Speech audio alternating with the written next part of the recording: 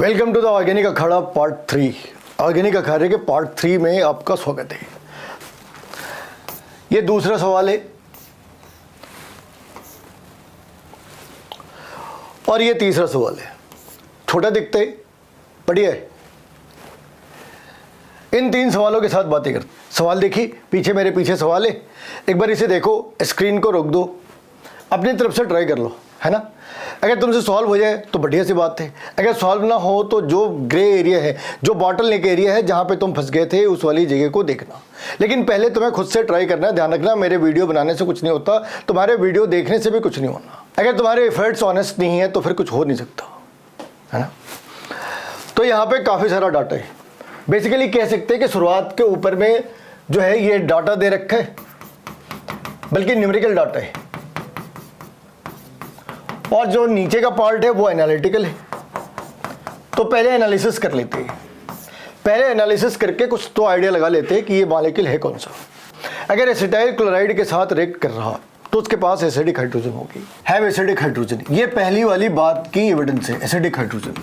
लेकिन भाई acidic hydrogen तो दो दो जगहों पे है, एसिड के अंदर भी है और अल्कोहल के अंदर भी है। तो फंस गए। अभी तो आइडिया नहीं कि ये एसिड है या अल्कोहल है। अभी तो हमें सारे ऑप्शंस के लिए ओपन होना है। एविडेंस नंबर 1 एसिडिक हाइड्रोजन है। ऑप्शंस क्या है दिमाग के अंदर? एसिडिक हाइड्रोजन तो दो लोगों के घरों में देखा है, एक एसिड और दूसरे अल्कोहल। तो कल्प्रिट कौन से है? शक। अभी शक है, शक कंफर्म होना है। अगली लाइन में कह रहे हैं कि ये जब ट्रीट कर रहे हैं, इसके साथ हाइड्रोजन बाहर आ रहा, तो हमने एक बार खुद से सोच रहे हैं कि क्या एसिड क्लोराइड के साथ रिएक्ट करता है क्या? इन दोनों के बीच कोई रिएक्शन है? आंसर है नहीं है। इनके बीच कोई रिएक्शन है? आंसर है एस्टर बनाते। ये एस्टरिफिकेशन का एक प्रोसेस है। So acid and ester, both acid and alcohol both are having the acidic hydrogen, but acid doesn't react with the acyl halide, but it's a alcohol that reacts with the acyl halide to generate ester. So option of acid has been ruled out. तो acid की option गायब कर दिए। ठीक है, अब आते हैं एविडेंस नंबर 2 पे। सबूत नंबर 2 क्या कह रहा कि HCl के साथ जब इसने रिएक्ट करा तो डेंस ऑयली लिक्विड बनाई। ठीक है, सभी बनाते हैं, लेकिन यहाँ पे इमीडिएटली लिखा है, इमीडिएटली लिखा। इसका मतलब एविडेंस नंबर 2 ये 3 डिग्री अल्कोहल है। यहाँ से मालूम होता ये अल्कोहल है, और अगली लाइन में मालूम होता वो 3 डिग्री अल्कोहल है। ठीक है, तो ये अब तक जो भी बातें कर रहे हैं वो ए के बारे में है, जो कंपाउंड ए है। ए एक 3 डिग्री अल्कोहल है। अगर हमने ए को रिएक्ट कराया किसके साथ? Al2O3 और 350 डिग्री सेल्सियस, तो इसने Al2O3 ने और 350 डिग्री सेल्सियस ने करना क्या है? पिकनिक बनानी है। क्या करना भी? इसने पानी बाहर निकालनी है।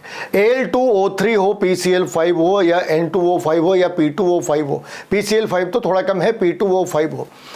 जो भी एनहाइड्राइड है या कॉन्सेंट्रेटेड H2SO4 है, अगर उसके साथ किसी चीज़ को तुमने गर्म करा तो by default it is going to remove the water from that part. So ये डिहाइड्रेशन कर रही है। तो तीसरी पॉइंट में वो कह रहा कि भाई साहब आपके साथ डिहाइड्रेशन हो गई, गेम हो गया आपके साथ,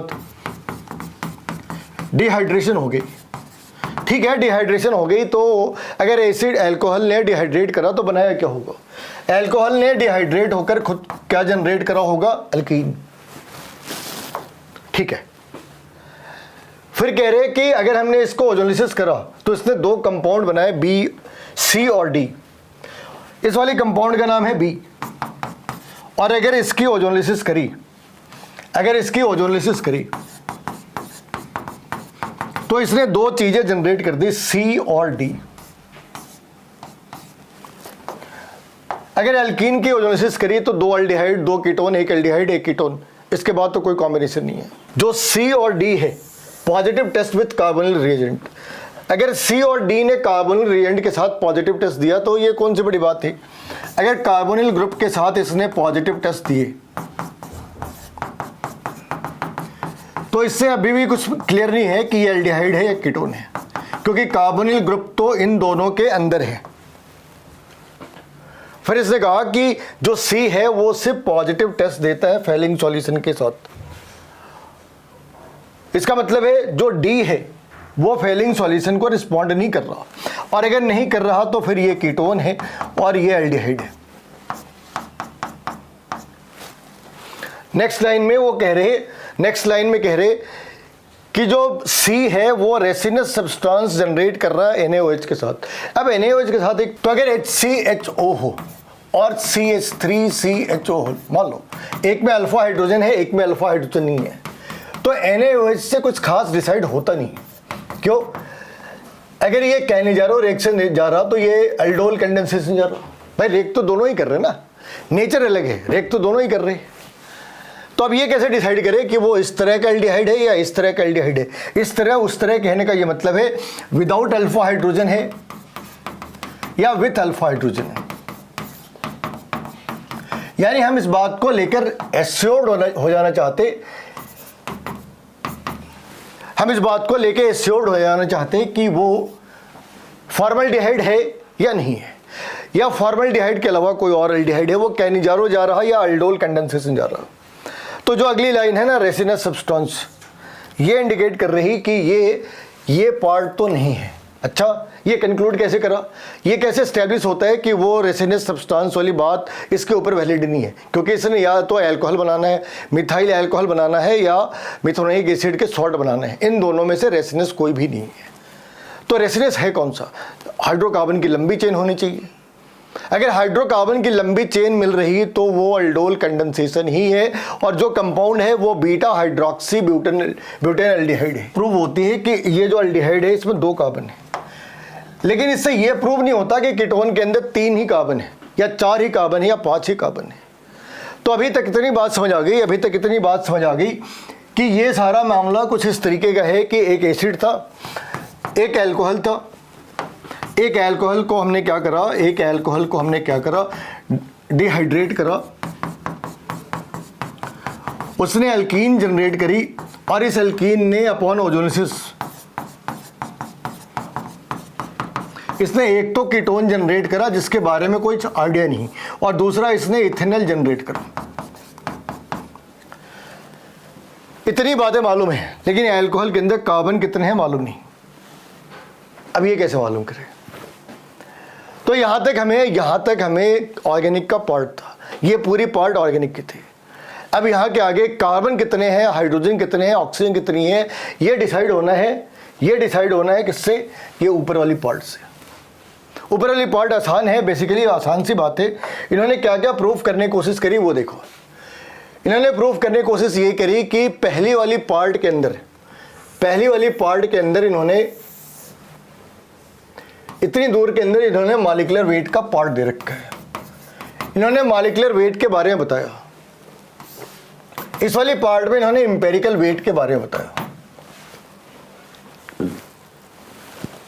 अब दोनों की जरूरत क्या है भाई? अगर तुम्हें मॉलिक्यूलर वेट और एम्पिरिकल फार्मूला वेट पता है तो हम एग्जैक्टली मॉलिक्यूलर फार्मूला डेराइव कर सकते हैं, और अगर नहीं पता तो फिर आके बातें पॉसिबिलिटी प्रोबेबिलिटी के ऊपर फंस जाती है। तो यहाँ तक चीज़ें क्लियर है। हमें ये आइडिया है कि वो अल्कोहल है, मगर हमें ये आइडिया नहीं कि उसके अंदर कार्बन कितने हैं। हमें ये आइडिया नहीं कि उसके अंदर कार्बन की अरेंजमेंट कितनी है। हाँ, इतना तो जरूर है कि अगर कीटोन बना तो सारे कार्बन एक लाइन में तो है नहीं। अगर कीटोन जनरेट हो रही तो सारे कार्बन एक लाइन में है नहीं, क्योंकि 3 डिग्री अल्कोहल भी बनाना है, और 3 डिग्री अल्कोहल कभी एक लाइन में तो हो नहीं सकती। लेकिन कार्बन है कितने? 4, 5, 6 या उससे ज़्यादा, वो देख लें। अब वो कैसे देखा वो देखो। पहली पार्ट के अंदर ये कह रहे हैं डेल्टा TF, जो सॉल्यूशन के अंदर तुमने पढ़ा था, delta TF is equal to K into M। लेकिन यहाँ पे M मोलैलिटी है, हमें मॉलिक्यूलर मास निकालना है। तो मॉलिक्यूलर मास कैसे निकाली? Delta TF is equal to KF into, इस वाली केस में क्या करते हैं, number of mole means given weight by molecular weight divided by weight of solvent by 1000, ऐसे ही करते। तो इस वाली बात को कुछ ऐसे लिख सकते हैं, delta TF is equal to KF into given weight कितनी है 0088 multiplied by M multiplied by, इस वाली साइड पे M है और यहाँ पे 1000 और यहाँ पे TF दे रखी है। TF has been provided and this is nothing but the 8%, 8C, this is 8 KF you know, KF is given 40 into 0.0088 multiplied by 1000 divided by m multiplied by 0.5। ये सारी बातें 88 आती। कितनी आती? 88। तो इतनी सारी बातों के अंदर हमने ये डिसाइड कर लिया कि उसकी मॉलिक्यूलर वेट है 88। अब ये डिसाइड करना ज़रूरी है कि एम्पिरिकल फार्मूला वेट भी इतनी है या इससे ज़्यादा है। ये हो सकता है एम्पिरिकल फार्मूला वेट 44 हो, ये भी हो सकता है 22 हो, ये हो सकता है कुछ और भी हो, लेकिन कुछ तो होगी। और वो जो कुछ भी है उसे कैसे फाइंड आउट करना है, इसने कार्बन, हाइड्रोजन और ऑक्सीजन की बात करी। तो कार्बन कितने परसेंट है इसमें? कार्बन की परसेंटेज है इसके अंदर 68.18 68.18 और हाइड्रोजन कितनी है? 13.16। तो ये कितनी बच गई? इनको करा तो ये करीब करीब 18 के आसपास रह जानी है। इन सबको इसके मॉलिक्यूलर वेट से डिवाइड कर दो, 12, 1 और 16। अप्रॉक्सीमेट कितना आ जाना? 1.15, ये 13.6 और ये आ जाना है 5.6 लगा लो। ठीक है, तुमने इन सबको 1.15 से डिवाइड कर दिया। ये भी सभी के सभी अप्रॉक्सीमेशन है, हो सकता है ये 1.16 भी हो। ठीक है, तो ये वैल्यू आ गई। ऑक्सीजन आ गई 1, हाइड्रोजन कितनी आ गई? अगर तुमने से 1.15 से डिवाइड करा तो ये 12 आ जानी है। हाइड्रोजन आ गई 12, इसको तुमने 1.15 से करा तो 5 टाइम्स का आ गई, अप्रॉक्स 5 टाइम्स आ गई। कार्बन कितने? 5। तो ये फॉर्मूला कुछ ऐसे हो सकता है C5H12O। और क्या इस फॉर्मूले का वेट कितना होगा? अगर हम इस फॉर्मूले की वेट निकाल ले तो 60 तो ये है, प्लस 16 ये है, प्लस 12 ये है। तो ये वैल्यू कितनी आ गई? 88 आ गई। ये आ गई एग्जैक्टली 88। यानी जो मॉलिक्यूलर फॉर्मूला है वही उसके एम्पिरिकल फॉर्मूले हैं। वापस आते हैं उस वाली फॉर्मेट के ऊपर, जहाँ पे से ये चीज़ें स्टार्ट करी थी। अब हमें ये मालूम है कि अल्कोहल के अंदर 5 कार्बन है। हमें ये भी मालूम है कि अगर यहाँ पे 2 कार्बन थे तो यहाँ पे 3 कार्बन है, क्योंकि 5 कार्बन होने चाहिए। और अगर ये ऐसा है तो इसकी एल्कीन कैसे हो सकती है? इसकी एल्कीन ऐसे होने हैं। और अगर ये एल्कीन है तो इसके अल्कोहल कैसे होने हैं? इसके अल्कोहल ऐसे होने हैं। ये है वो 3 डिग्री अल्कोहल जो with in certain second, 3 degree alcohol जो इमीडिएटली ऑयली सॉल्यूशन क्रिएट करते जाता है। और बाकी चीज़ें अपने उसी सीक्वेंस के अंदर है। मोरल ऑफ द स्टोरी क्या है? ये चीज़ें काफ़ी कॉम्प्लिकेटेड से तुम्हें दिख रही ही होगी, लेकिन तुमने देखा होगा कितने कंफर्ट के साथ, कितने इजी वे के साथ इन चीज़ों को सॉल्व करा गया है। तो चीज़ें कॉम्प्लिकेटेड हो सकती है क्योंकि तुम उस बेस लेवल के ऊपर जाके इन्फॉर्मेशन को कोरिलेट नहीं कर रहे। मेरे पॉइंट ऑफ व्यू से देखो तो बच्चों जैसे सवाल है ना।